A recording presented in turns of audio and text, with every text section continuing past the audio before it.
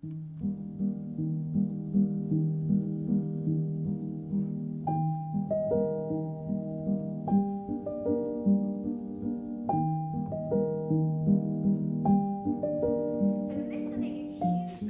I'm Jenny, and I am a writer and a movement specialist, I think is what I'd like to call myself. And I've written, I also write for the stage, and I love working with performers of all ages, but I really like combining the physical with the written. My name is Sharon, and I am a performer, facilitator and technician, and my role within the Create, Speak, Thrive project is that I am an artist.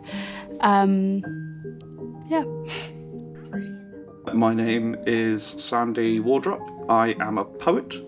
I sell myself as a mad scientist of words because I'm not your typical poet in the sense that I don't really like poetry that much, and I think a lot of people don't like poetry that much, except I do like poetry when it's really good, and I like to work out what the science is of why words fascinate us and when they fascinate us.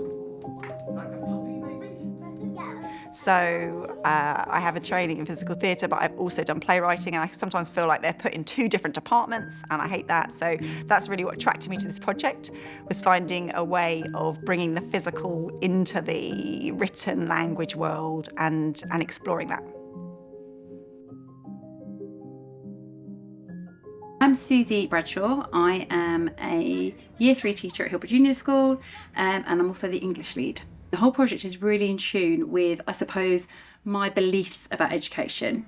I'm very much about showing children about creative experiences, I suppose, to keep all children engaged. But sometimes I think when you've got the curriculum to teach and you've got other pressures, sometimes I think that creativity element sometimes goes. And so what I think it's been really good for is bringing my focus personally back to teaching for creativity, and giving me the freedom and the space to be able to kind of experiment and take risks within that. This term's been fantastic. It's been great. I've had the great opportunity of working in 2 schools, which has given me the chance to work with 2 different teachers, 2 different classes, 2 different year groups, and I think the biggest thing for me as an artist, particularly a facilitator going to schools, was learning that the children don't need to get it right for them to have a fantastic learning experience. I've been working in Hillbrook Junior School, which is where we are today, and Denby Primary School, a little bit way over town. And it's been really fun. It's been really challenging, because I know that the goal is not just come in and entertain some kids for an hour, and then whether or not it sticks, it doesn't matter. There's continuity to this. So the teacher that I worked with, I think she already had that aspect of drama and storytelling. She had used that aspect before because she had so many fresh ideas as well, and she kind of told me the strengths of the students and also what they might not be able to do so well. And so I think together when we created sessions, it was always, okay, they might not be able to do this, but we can tone it back to maybe doing a game or like doing an exercise like this. What has been really great has been seeing, heartening is like, even though a lot of these children have been affected by the pandemic and they've not had much chance to go out, there's an eagerness to play. They're desperate to do something fun. And sometimes we do actions to help us. For example, we done mischievously, and we're mischievously. And that really helps me. I think it helps other children as well to spell it. For me personally, I've always felt, what is the point in giving children a list of words to spell? Great, they can spell them by rote, but they have no meaning. And I've just been really, really excited to be able to have the space to take that idea and give those words meaning. Because I think if children have more meaning over them, number one, they're more likely to use them in their spoken word and therefore in their writing. And if they can attach an image or something to that word, it's not abstract anymore, it becomes concrete. And I think if that word is then concrete, they're going to have a much better chance of spelling it as well. This project means a lot to me because it comes at education and communication and socialising from a critical point of view, as in, like, it's an inquiry-led, critical thought process of going, what's the good that's being done here?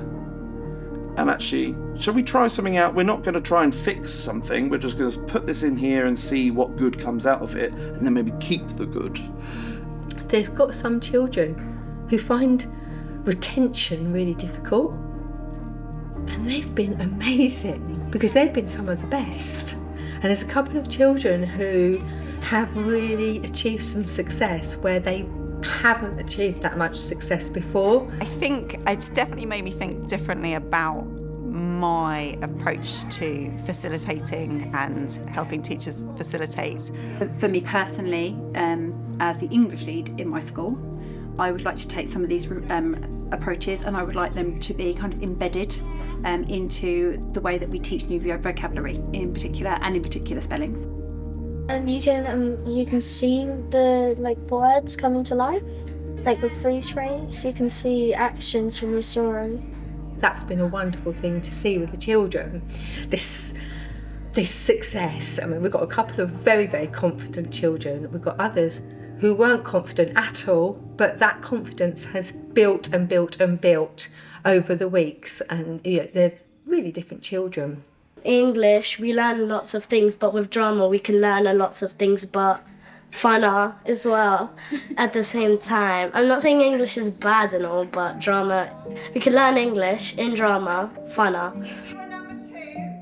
Some of the ideas that the kids have come up with, it surprised her and me, and I'm like, this is beautiful. I mean, I wanted to grow as an artist. I wanted, having worked in schools a lot, but coming in quite often just for a day or a couple of days, you're sort of parachuted in and you hear of great results after your visit, but you don't always see them. So I think I was most excited to kind of see those results come through, or just see the growth come through and the exploration come through over a longer period of time. And that has been fantastic because you have quite literally seen the teachers and the students kind of just blossom into being a little bit more adventurous, a little bit more playful, approaching things more with a sense of fun. The memory retention has been really, really good because there's some children who from one week to the other, one lesson to the next, they can't remember, and yet they are remembering things from 8-9 weeks ago, which has been absolutely amazing. I don't know how I'm going to get away with it after Easter.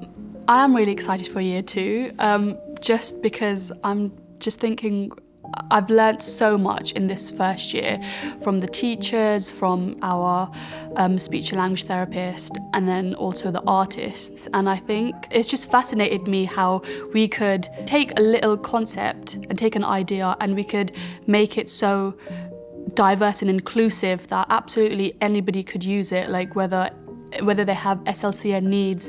And I think I'll definitely be using those ideas in my sessions as well and seeing how much of a change it makes. Yeah. Last week we did a little bit of drama where we were imagining that we were this character, and we used a lot of the build-up, so some of the vocabulary work that we've done about the bricks and what it would feel like, and their writing was really, really good, much better than what I've ever seen before. So I think that all of that shows that what we're doing is paying off and that the children are gaining from it. We've been writing some poems to give those words meaning, and I think there's a real scope there in terms of using poetry to give words meaning, and in that then you've got reading comprehension, you've got reading fluency, you've got reading for pleasure, and you're giving words meaning. And I think that is something, that's another place that I would really like to take some of this as well, using more of these creative elements to bring what can be quite dry learning to life.